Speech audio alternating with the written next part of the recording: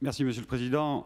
Chers collègues, revenir sur ce rapport, donc rapport à la fois de modification d'un décret de la PPE et donc un nouveau protocole d'accord qui a été signé donc récemment.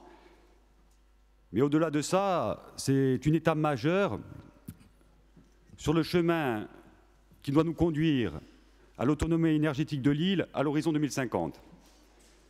Un chemin, on l'a vu, qui s'est avéré semé d'obstacles encore récemment, lorsque Nicolas Hulot, alors ministre de l'écologie et de la transition énergétique, était en Corse.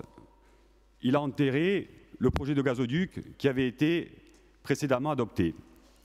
Chemin semé d'embûches également, puisque pendant plusieurs mois, inquiétude massive à la fois des personnels d'EDF, des syndicats, ça a été rappelé, des associations de défense de l'environnement, aussi des acteurs privés engagés dans le secteur des énergies renouvelables. Donc inquiétude et crainte pour atteindre cet objectif. D'ailleurs, le président de l'exécutif avait lui-même tenu ses propos dans cet hémicycle, refusé de lâcher la proie pour l'ombre. Et seulement quelques mois après ces phrases, on voit que l'exécutif, dans son ensemble, le président de l'AUE, bien sûr, le président du conseil exécutif, non seulement vous n'avez pas lâché la proie pour l'ombre, mais j'ai envie de dire que vous avez également saisi la lumière. Saisi la lumière pour éclairer le chemin qui doit nous conduire très rapidement à choisir, à prendre les décisions stratégiques, donc à trois niveaux qui me semblent fondamentaux. Trois niveaux. Le premier, la production d'énergie moins polluante. On le voit de plus en plus aujourd'hui, les citoyens, les Corses, n'acceptent plus des solutions, des infrastructures, quelles qu'elles soient, qui engendrent soit des dégâts pour l'environnement, soit, pire, des dangers pour la santé. C'est vrai dans le domaine des transports, ça a été évoqué hier matin, notamment par une question orale de notre collègue Romain, pollution liée aux particules fines, aux oxydes d'azote et autres. C'est le cas dans le secteur des déchets, on le voit avec le problème des centres de stockage, j'y reviendrai pas, et on le voit dans le cadre des centrales électriques alimentées au fioul.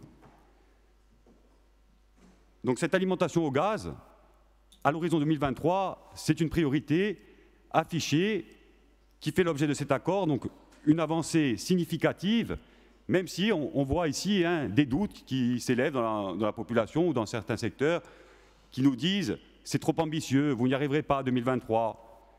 J'ai envie de leur répondre, celui qui n'a pas d'objectif ne risque pas de les atteindre. Donc, certes, ils sont ambitieux, mais nous sommes déterminés à y parvenir, car c'est une attente majeure à la fois des Corses et dans un contexte plus global de réchauffement climatique et d'urgence écologique. Donc le deuxième point, je l'ai dit en commission, je le rappellerai ici, sur la diversification des ENR. En effet, la solution idéale, magique, elle n'existe pas. On devra multiplier les différents moyens, que ce soit l'hydraulique, l'éolien, la biomasse, notamment avec le développement de la filière bois, l'hydraulique, trouver les leviers pour les mettre en place, et aussi les différentes difficultés qu'il peut y avoir pour déployer les infrastructures. Donc, jouer sur la complémentarité des techniques, bien sûr, et aussi innover dans le domaine du stockage. Ça a déjà été le cas par l'Université de Corse, qui a été pionnière pour le stockage à l'aide d'hydrogène. Récemment, on a pu aussi inaugurer une centrale voltaïque à Diuncadio avec stockage, donc un dispositif innovant porté par une société corse.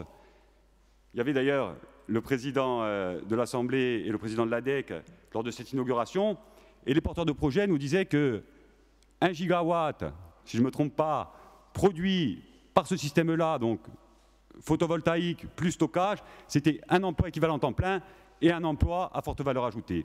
Donc on voit toute l'importance aussi en termes de création d'emplois et de dynamisme économique à déployer ces ENR sur le territoire.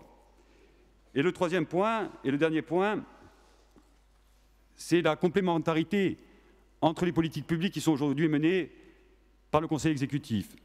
Cette complémentarité, on a pu en débattre le mois dernier lorsqu'on a examiné le rapport en faveur du logement et de l'habitat, qui a fait l'objet de débats et dont l'une des cibles est bien la réhabilitation du logement ancien pour faire des économies d'énergie, réduire les consommations et donc cette fameuse maîtrise des dépenses énergétiques qui a été évoquée.